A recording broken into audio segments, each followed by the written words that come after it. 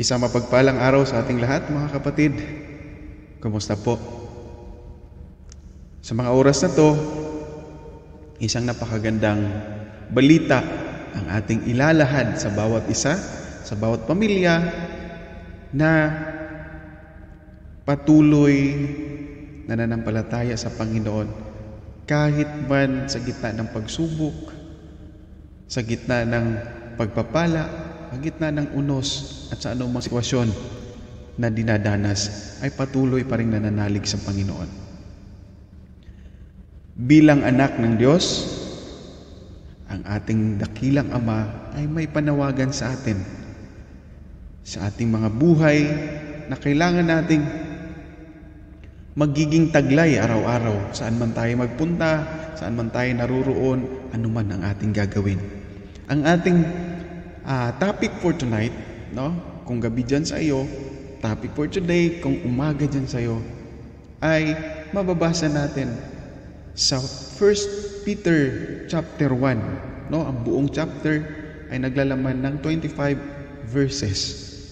Pero sa araw na to, ang ating pupuluting aral ay ang panawagan ng Diyos sa atin bilang kanyang mga anak. Napaka-bless po natin dahil tayo ay tinawag ng Diyos na kanyang mga anak. Diba? Diyos na napakadakila, Diyos na banal, ay Ama nating lahat. Kaya mula sa 1 Peter chapter 1 verse 13 to 16 ay makikita natin dito isang katuruan na nagmumula sa pangangaral ni Apostol Pedro. Si Apostol Pedro ay nangangaral sa mga kapatiran na nagmumula sa lalawigan ng Punto, Galacia, Cappadocia, Asia at sa Bitanya sa mga panahong ito. Isa sa kanyang mga katuruan at panawagan para sa ating mga Kristiyano na nanampalataya sa pangalan ni Jesucristo ay walang iba kundi ang sinasabi sa verse 13 to 16. Sabi dito, "Therefore, with minds that are alert and fully sober, set your hope on the grace to be brought to you when Jesus Christ is revealed at His coming. As obedient children, do not conform to the evil desires you had when you lived in ignorance.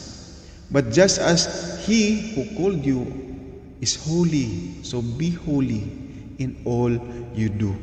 So sabi dito ni Apostol Pedro na kailangan nating ihanda ang ating mga isipan sa ating mga gawain. Ano man ang ating gagawin, kailangang handa ang ating isipan. Kailangang open ang ating mga isipan. Na magiging mahinahon tayo at lubos tayong aasa. Nakadepende doon sa pagpapalang ating tatamuhin sa araw na darating ang ating Diyos, ang ating tagapagligtas na walang iba kundi si Jesus. Bilang masunuring anak, huwag tayong umaayon sa masasamang pagnanasa. Ano ba yung mga masasamang pagnanasa ng ating laman? Makakamundong gawain na ating kinahuhumalingan nung hindi pa natin kilala si Jesus, nung hindi pa natin narinig ang napakagandang balita na tayo ay niligtas ng Diyos sa pangalan ni Jesus, na tayo ay nilinis gamit ang dugo ni Jesus, na tayo ay binigyang muli ng pag-asa, mabuhay muli sa pamamagitan ng buhay na inalay ni Jesus sa atin doon sa krus.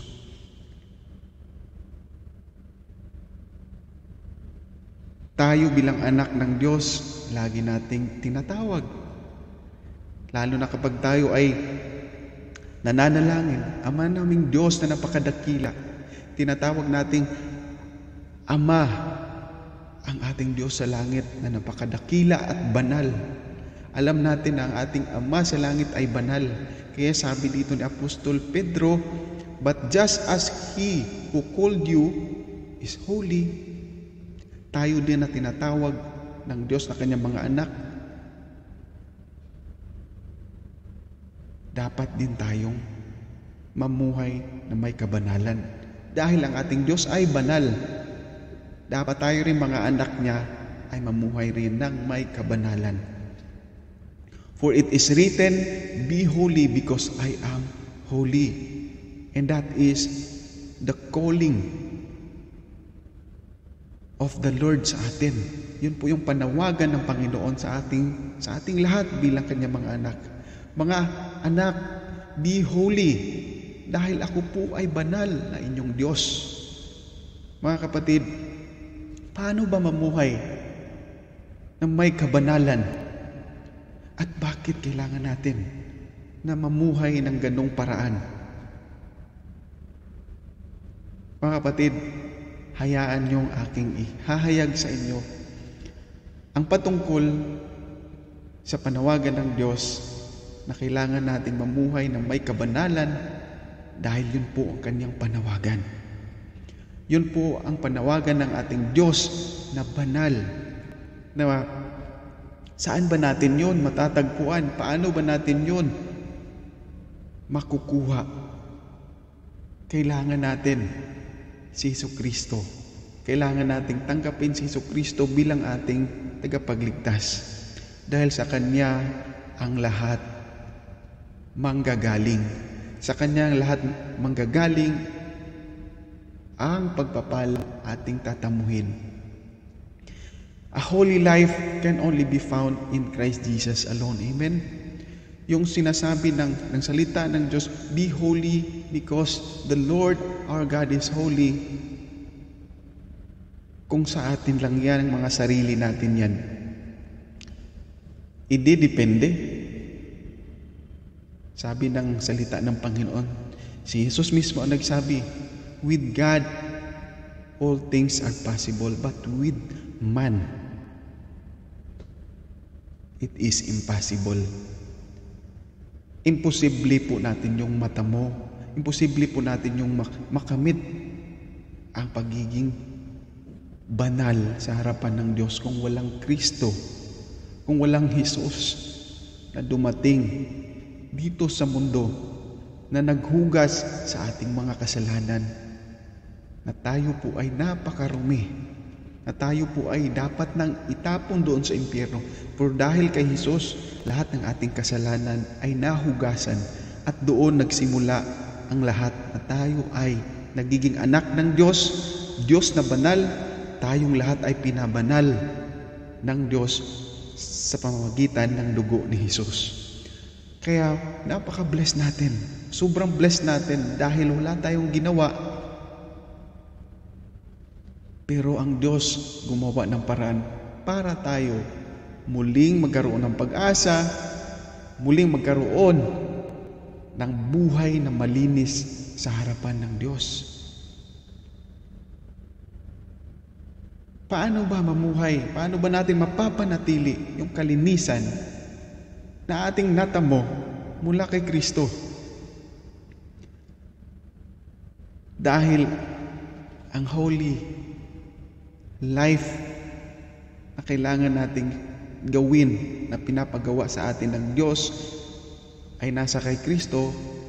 So kailangan nating i-fix ang ating mga mata, ating isipan kailangan handa, ating mga puso kailangan bukas para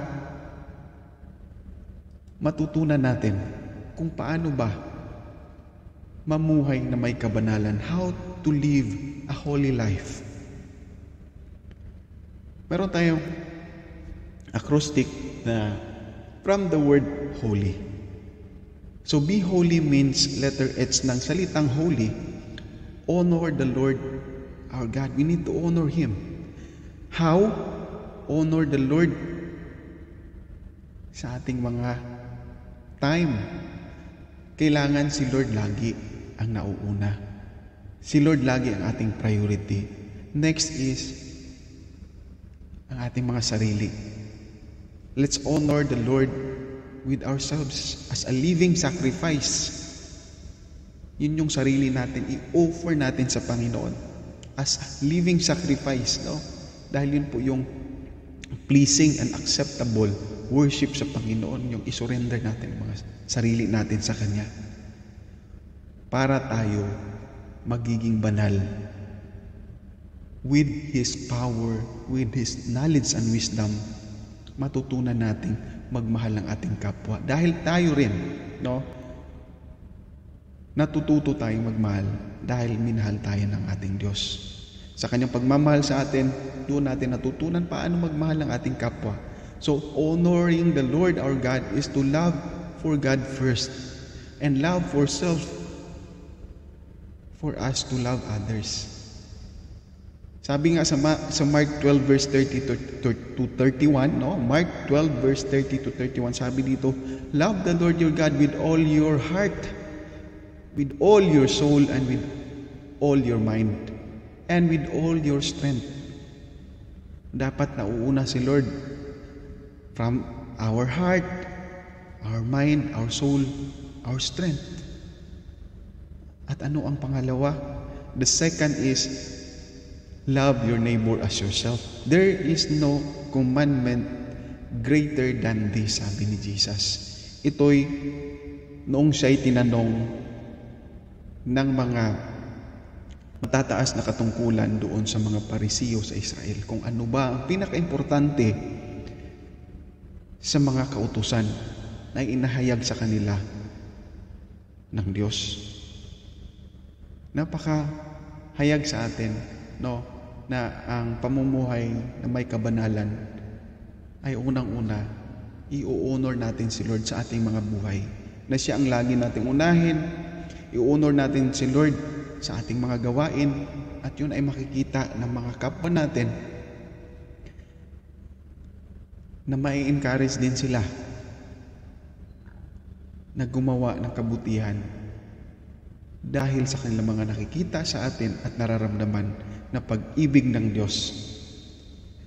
Ang next po natin sa letter O is yung be holy means to obey God's commands. Yung holiness ng isang tao, hindi po yung katulad ng holiness ng Panginoong Hesus na walang kasalanan. Yes, tayo pa rin po ay magkakasala. Because yun nga yung excuses natin, tayo pa rin ay magkakasala dahil tao lang tayo. Totoo po yun. But hindi po ibig sabihin nun na ulit-ulitin na lang po natin na mamuhay sa kasalanan dahil mayroon namang choice, mayroon namang chance na patawarin tayo ng Panginoon. Hindi po ganoon ang pamumuhay na may kabanalan. Magkakaroon po tayo ng takot sa Diyos. So sa anuman ang ating mga narinig na mula sa Panginoon, ay magkaroon tayo ng takot na magkasala at magkaroon tayo ng takot na hindi natin masunod ang kanyang mga kautusan dahil ang ating Diyos ay huhusgahan tayo pagdating ng araw base sa ating mga ginagawa. Yun yung takot natin, fear to commit sin, or reverent fear ang tawag dyan, no? Reverent fear, yung takot natin sa Panginoon na gumawa tayo ng kasalanan. Takot natin sa Kanya na magkakasala, magkakamali tayo sa Kanya dahil siya po ay banal. If you address as Father, the one who impartially judges according to each one's work, conduct yourselves in fear during the time of your stay on earth. Habang tayo nabubuhay, kailangan tayong mamuhay na punong-puno ng takot na magkakamali tayo sa harapan ng Diyos. So kung ngayon alam natin na nakasalanan ang ating mga ginagawa, kailangan na nating itigil yan. No? Kailangan na nating itigil at mamuhay ng naaayon sa ating Diyos, sa Kanyang mga kautusan. Habang tayo ay nabubuhay, yun lamang po ang pagkakataon natin na magampanan natin ang ating katungkulan sa ating Diyos na napakadakila at banal. have fear to commit sin sa ating Panginoon. Obey His command. Sa ating pagsunod sa Kanya, yun po yung tanging paraan na maiwasan nating magkakasala sa Kanya. With fear. Bilang mga anak ng Diyos, kailangan nating sumunod sa Kanyang mga utos. Ang letter L is be holy means, yung sabi ng Panginoon, be holy means we need to live by faith. Yun po yung buhay na may kabanalan. Mamumuhay tayo ng may pananampalataya sa Diyos sa pangalan ni Jesus. Dahil sabi sa Hebrews 11 verse 6, and without faith it is impossible to please God. Yung holiness na gustong ipapagawa sa Diyos sa atin, yung kanyang panawagan na, anak, be holy. It is to please, para ma-please natin siya, no? In order for us to please our holy God. By faith. Because anyone who comes to Him must believe that He exists. Kailangan nating maniniwala na nandyan si Lord. Nandyan ang ating banal na Diyos nakatingin sa atin, sa ating lahat, sa lahat ng ating mga ginagawa. Na minsan, dahil wala nakatingin sa atin, okay lang gumawa tayo ng kasalanan. Na minsan, basta napasaya natin ang ating kapwa tao, wala tayong pakialam na nasasaktan man si Lord sa ating mga ginagawa. Naniniwala nga tayo na mayroong Diyos. But through our action, hindi naman napiplease si Lord. So faith in the name of Christ, kailangan po natin yun. Yung ating pananampalataya na maisa sa buhay natin by believing araw-araw na si Lord ay laging nandyan. The Lord exists in our lives. The Lord is watching over us. The Lord is always there for us. Lalo na in times of trouble. No? Yung pamumuhay natin ng kabanalan, masusubok po yan. Habang tayo dito sa mundo, dahil ang mundo, ang naghari dito ay kadiliman. Kung wala tayong pananampalataya sa Diyos, pwede tayong matitinag, mababagabag. But our faith towards the Lord, sabi nga sa Bible, no, sa kanyang mga banal na salita, no, na kahit kasinliit lang yan ng buto ng mustasa, kaya nating ilipat or palipatin ang bundok sa kabilang lugar kung saan natin gusto. Ganon ka-powerful ang faith ng isang anak ng Diyos kapag tayo ay mamumuhay ng puno ng kabanalan ng Diyos. And that He rewards those who earnestly seek Him. Sabi dyan sa Hebrews 11 verse 16, and without faith it is impossible to please God, because anyone who comes to Him must believe that He exists, and that He rewards those who earnestly seek Him. May gantimpala ang mga may pananampalataya. Amen? And lastly, is the letter Y, is be holy means yield the characteristic of godliness. Yun po yung goal natin bilang anak ng Diyos, na makikita sa ating mga karakteristik, makikita sa ating pagkatao ang karakteristik ng Panginoon. At yun po yung resulta ng panawagan ng Diyos to be holy, para magkaroon po tayo ng kanyang karakteristik, which is godliness. This is the result of one's life, living with the Spirit of truth. Who is the Spirit of truth? It is Jesus. The Spirit of Jesus na naninirahan sa atin, na siyang nagpabanal sa atin. Siyang magpapabanal sa atin. Yun po yung presensya ng Panginoong Diyos natin. Wala ang presensya ng Panginoon sa buhay natin, napaka-imposible magiging banal tayo. So magiging posible ang lahat kapag patuloy tayong makinig at sumunod sa kanyang mga utos. Magbubunga tayo ng katangian na mayroon ang ating Diyos. Sa Galatia, sa Galatians 5 verse 22 to 23 sabi diyan, di ba? But the fruit of the Spirit is love, joy, peace, forbearance, kindness, goodness, faithfulness, gentleness, and self-control. Against such things, there is no law. So, sa kabuuan po niyan, kung nasa atin si Jesus, taos puso nating tinanggap si Jesus, pinatira sa ating puso, sa ating buhay, yan po yung bunga ng lahat. Magiging kumplito sa pagdating ng araw ang ating kabanalan. At yun na ang panahon na handa na tayong makapasok sa karyaan ng ating Diyos. Panawagan ng ating Panginoon sa ating lahat bilang Kanyang mga anak. Kailangan nating magpakabanal. Kailangan nating ihanda ating mga sarili na mabuo tayo bilang banal na Kanyang anak. Kailangan natin yung tanggapin ang Kanyang mga utos na may pagpakumbaba.